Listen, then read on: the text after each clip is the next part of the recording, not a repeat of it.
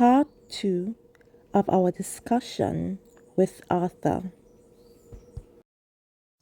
So, Plastigem, how did you come up with that name?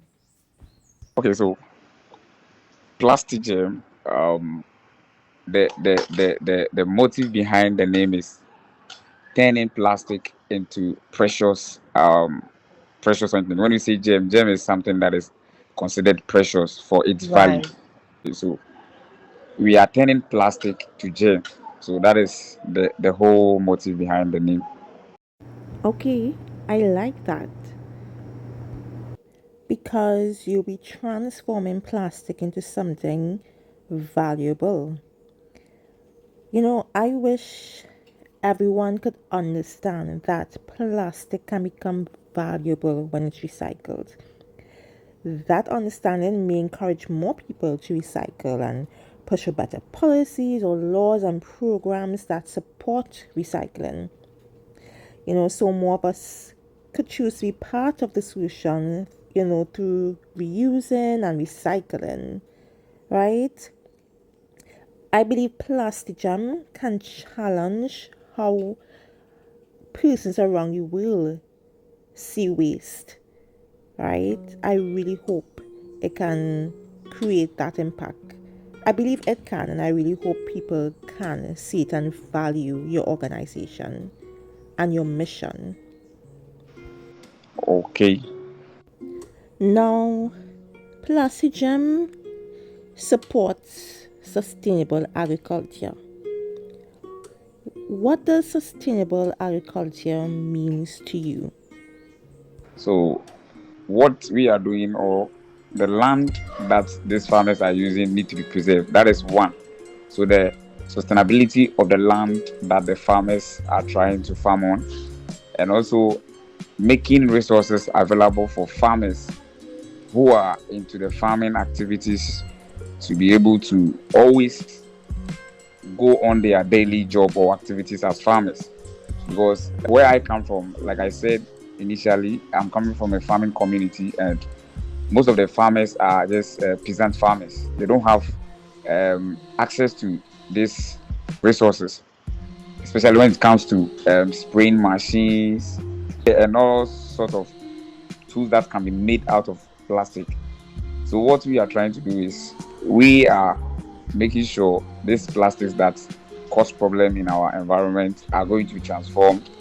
So we are trying to solve two problems at the same time. That is tackling the plastic waste whilst providing these tools for farmers to aid them in their daily activities, so that there wouldn't be any limitation in material wise or tool wise when it comes to trying to go about their daily work as farmers. I like that you were observant, you saw a problem, and decided to be part of the solution. You you aren't just about living for yourself, but for others as well. How you can make a community better, the environment better, which eventually impacts your life positively. For when there are happier people around you or more happy people, when the environment is cleaner, then in turn it can impact your mood positively. Yeah? So I'm really proud of you for really trying to make a difference in your community. It's not always easy, but you did not give up. Now, can you walk us through the type of plastic waste you collect and how you transform them into agricultural tools?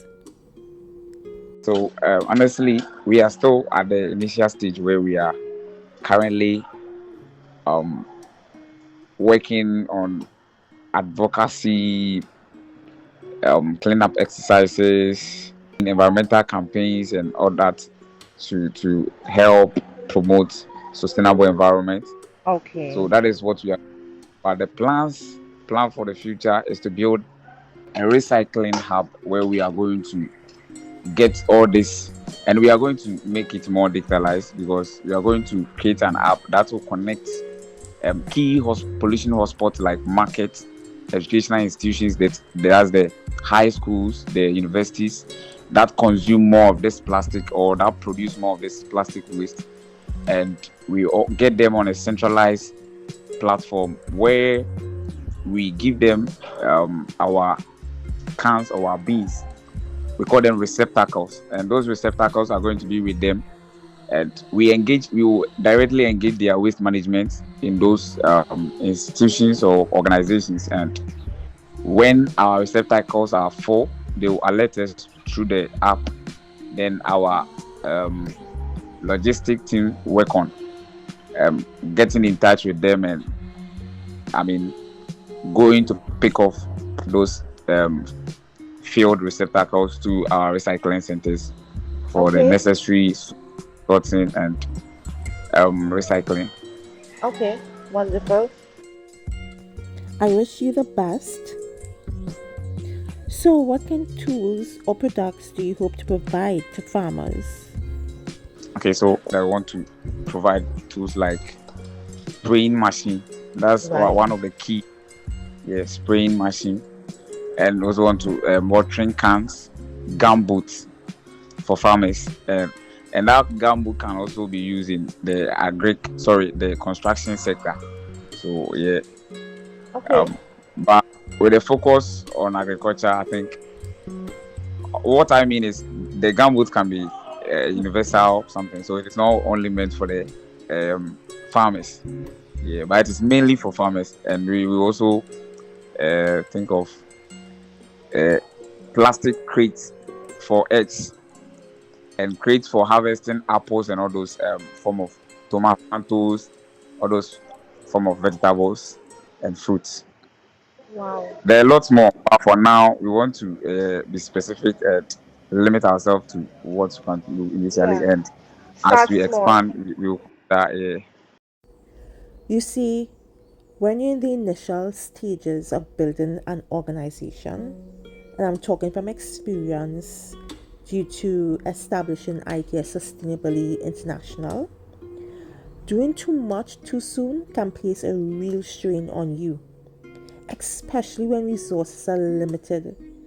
Being aware of what you can realistically manage and choosing to start small is important because it allows for steady and meaningful progress, and you will be able to handle the challenges better as there won't be too many than if you were to start big. I really appreciate that you're beginning this journey through advocacy because by raising awareness about plastic pollution, its devastating impacts, and how your organization plans to make an amazing difference through building communities, creating livelihoods, and easing the challenges faced by farmers. You can inspire people to see the value of being part of the solution. I really hope that can trigger change, can soften people's hearts, and encourage them to want to help in some way or the other. So tell me, how Plastigem will contribute to Ghana's circular economy? sure. Yeah, so Plastigem is going to provide direct and indirect job to many citizens of Ghana. Okay. So and thereby boosting the economy. And I mean, lifting. Is it there are these waste pickers, informal waste pickers, who are going to directly benefit because we are going to buy from them. And some of these institutions that we pick this, we are not going to just give it pick it for free. It depends on the weight that we get from you or the quantity we get from you. We scale it and give you something, or we pay you. So in a Okay. way, it is going to be a business that will provide job, both direct and indirect jobs, and also Wow. sustainably, it is going to help Ghana reduce.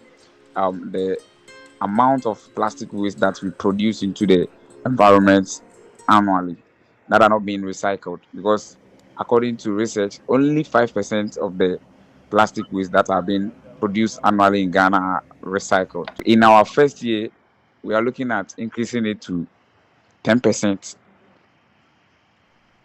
Subsequently, we want to bring it down to 30. That is the vision.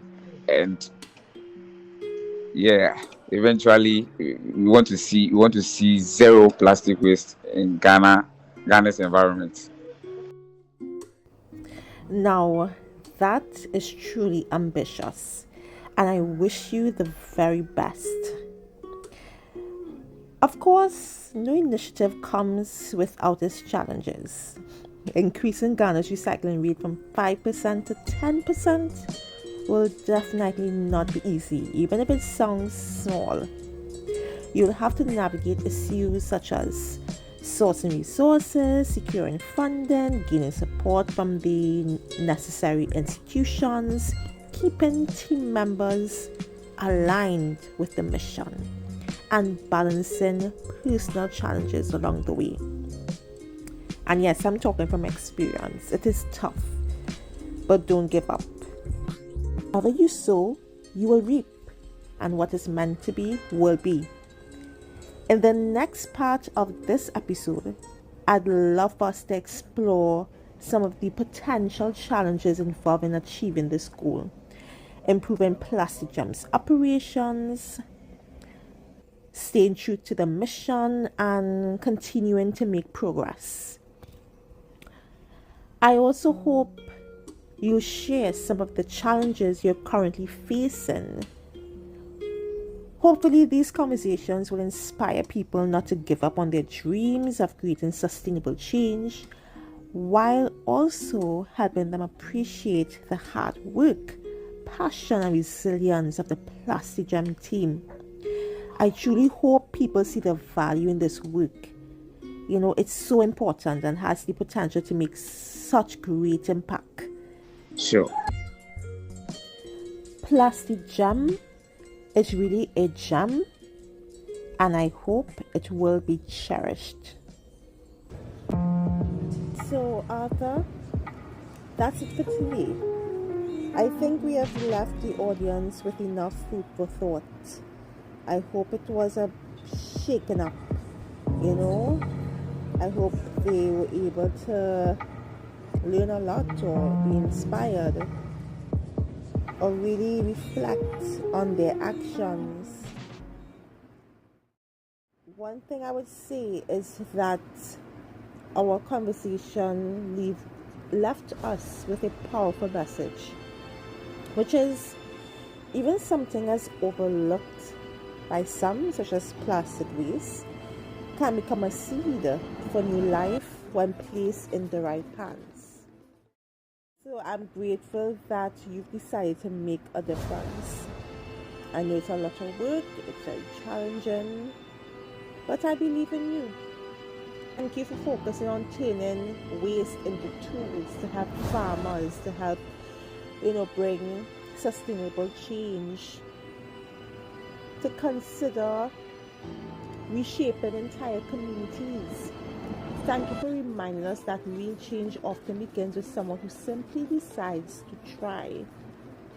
And if more people dare to imagine solutions the way you have, the way Plastigem has, our future would look a lot brighter. So thank you for inspiring us with that vision.